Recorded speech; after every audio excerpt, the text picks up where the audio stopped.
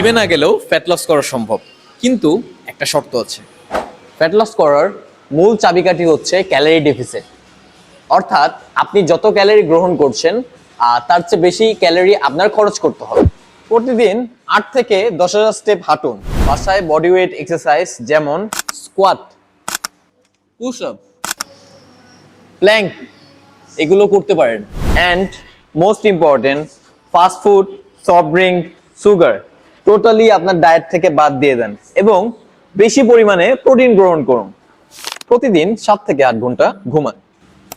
মনে রাখবেন, জিম আপনার কাজ সহজ করে দেয়, কিন্তু ফ্যাট লসের জন্য জিমে গিয়ে এক্সারসাইজ করতে হবে এটা ইম্পর্টেন্ট না। আপনি বাসায় এক্সারসাইজ করে হেলদি ডায়েট মেনটেন করে আপনি চাইলে আপনার ফ্যাট লস করতে পারবেন অবশ্যই, বাট আপনার ক্যালোরি ডেফিসিট করতে হবে এবং আপনার হেলদি খাবার খেতে হবে এবং ঘুমের রিকভারির জন্য ঠিকমতো ঘুমাতে হবে 7 থেকে 8 ঘন্টা, তাহলেই আপনার ফ্যাট লস সম্ভব।